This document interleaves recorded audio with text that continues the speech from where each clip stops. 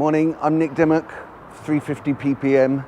Today we're in Denmark to investigate a company called Enviraboard.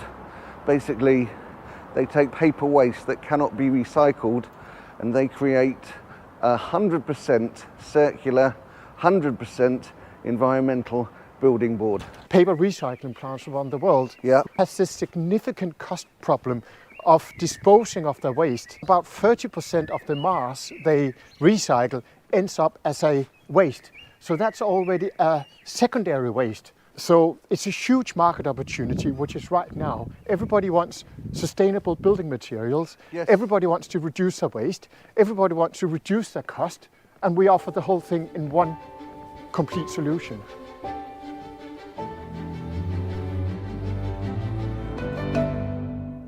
We just arrived at the Enviraboard research facility. It's here that they've refined and refined and refined the invention and the production process to create a fantastic building board. This is a machine that in a mini size is going to produce the Enviraboard. So this is where we do the R&D and we test different types of waste, because we've got so many diversification possibilities besides using the traditional recycled sludge waste.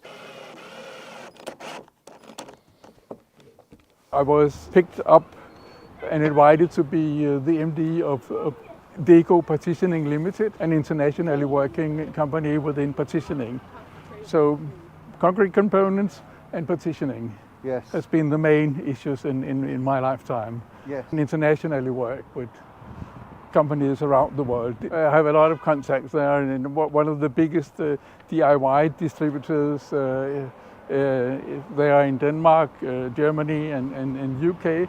Have very good connections with them and already talked about what we can come up with from Enviraboard, and they are very, very interested because they can see that we can label it on a very high level. I have absolute 100% confidence in the quality of the product, because based on previous large-scale production in Denmark, the board itself has been put through all the tests required for European CE marking. So it's already certified. It's certified. With one layer of Enviraboard, you are protected more than 60 minutes for fire, one layer on each side of the partitioning, where normally with gypsum boards you will need 2 layers on each side at least to have the same fire protection. Sound protection with one layer of Enviraboard on each side and a good insulation between the boards, you will have the same sound protection as with 2 layers of gypsum and insulation. So your partitioning will be a little smaller, leaving more room space, and your sound and your fire protection will be the same or better. Is actually possible to make in different size, from approximately 10 millimeters to 22 millimeters in thickness. If the client need to have longer plate or shorter plate, we are able to make a production for exactly what the client want. The benefits of it is, of course, that when the board is going out to the client, the end user, they don't need to cut it, and having this waste and transportation for just what they need. We can use this here on 40 kilo. It's not no problem.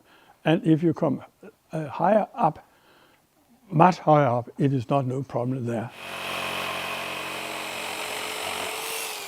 Just see how smooth it is after the cutting. And you can easily take the edge off and you're ready to connect with another board. The edge has been developed together with a professional painter to make it as easy as possible for the painting process. And as soon as it's plastered there, only need 2 times painting. So you save a lot of installation time on site, which is important for all contractors. My friend said to me, Frank, there is a big problem here with this waste. Could you look at it? And I took it with home and I worked with it, and it was so here. 10 or 15 10 or 15, yes. To take that to that.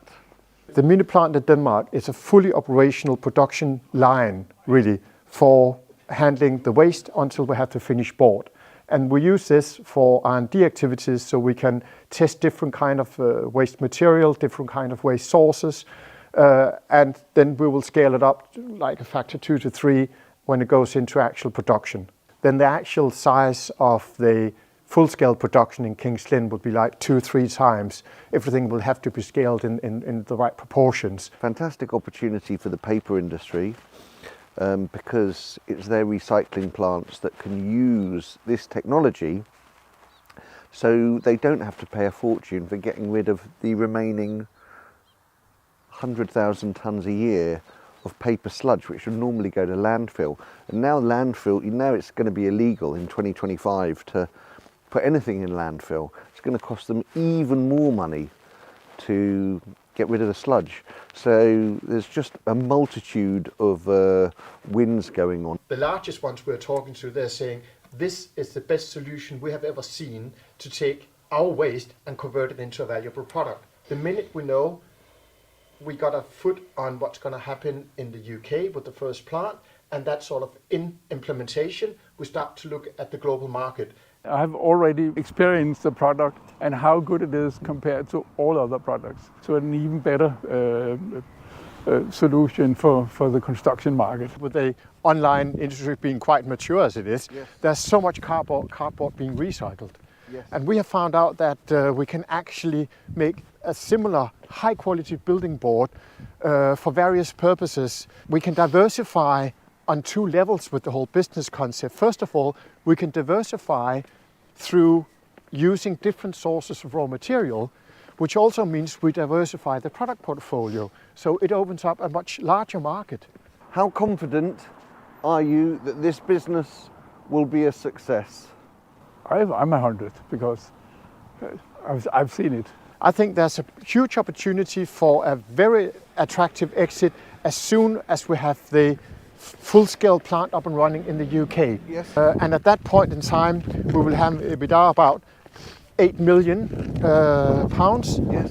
So that's an exit opportunity already there of about 100 million pounds. 100 million pound exit. Yeah, and that's without doing any additional work on exploiting the global opportunity.